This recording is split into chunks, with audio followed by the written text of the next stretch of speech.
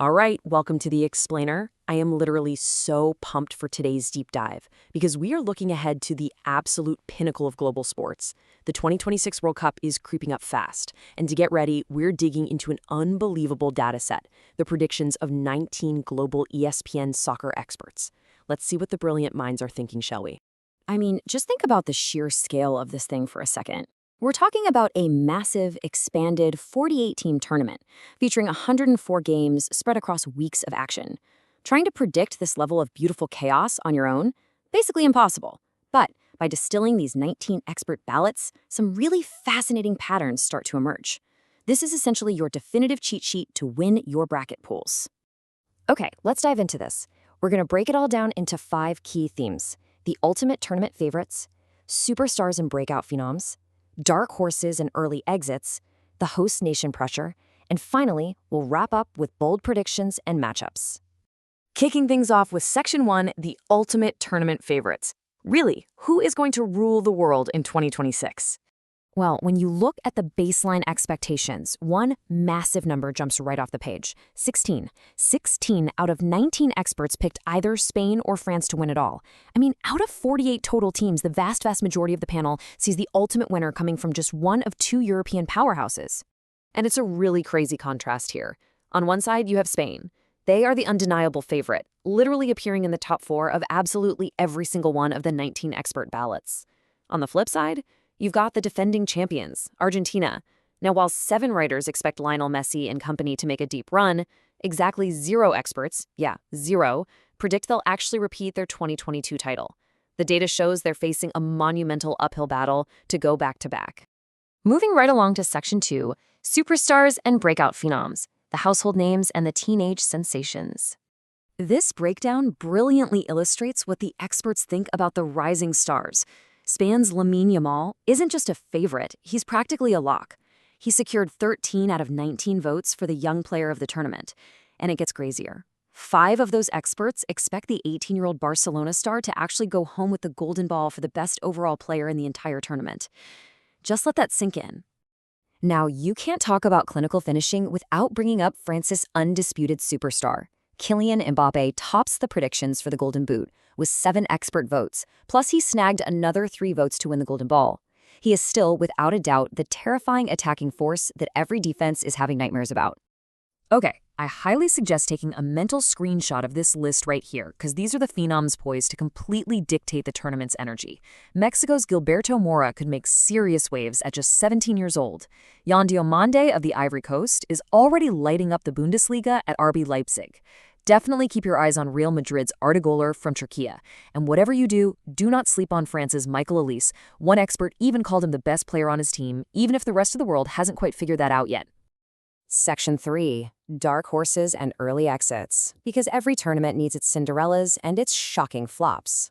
So the panel flagged 3 extremely dangerous underdogs. Japan is out there terrifying opponents with this high-energy, attack-minded style paired perfectly with a conservative back 5. Then there's Ecuador. They are incredibly underrated, boasting a stacked defense led by Moises Caicedo that can just grind down anyone. And Norway? Well, having Erling Haaland, literally the best goal scorer in the world, up front certainly makes you a massive threat. But on the flip side of all that Cinderella magic, we gotta ask the tough question to build some suspense here. Which major powerhouses are destined for an early, humiliating exit? The crazy thing about these predicted flops is that it almost always comes down to internal issues, not a lack of talent. The Netherlands could totally be their own worst enemy due to Ronald Koeman's management. Uruguay might stumble because of a pretty frustrating 2025 and a stylistic mismatch with manager Marcelo Bielsa. And Sweden is heavily tipped for an early exit too. Experts point to Graham Potter's tactics, an unfit Alexander Isak, and just a really brutal group stage draw. Which brings us to Section 4, the host nation pressure. Let's look at the USA, Mexico, and Canada on home soil. The experts are kind of all over the map for the 3 hosts. The consensus for Mexico is actually super high. Many are predicting a solid quarterfinal run. And the big reason? The heat and altitude at the iconic Azteca Stadium. It's a massive, tangible advantage for them. Canada is looking at a decent run, maybe the round of 32 or 16, thanks to a relatively favorable bracket. But for the US, the outlook is grim. They're predicting a high-pressure struggle, mostly because of a brutal Group D that features a very dangerous Turkey squad. Now, what's really interesting about this prediction is the hard ceiling the experts put on the United States men's national team. Despite being a host nation, 10 experts cap Mauricio Pochettino's squad at the round of 16. The general vibe is that they just haven't built the necessary momentum over the last couple of years.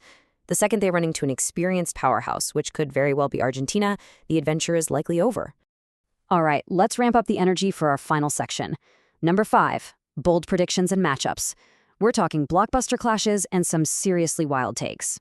Listen, if you only circle one group stage match on your calendar, make it this one, France versus Norway. This is pure, unadulterated box office. You've got the ultimate battle of the number 9s with Kylian Mbappe taking on Erling Haaland. Plus, you get the battle of the left-footed playmakers, Mikel Olise against Martin Odegaard. It's going to be an absolute thriller, for sure.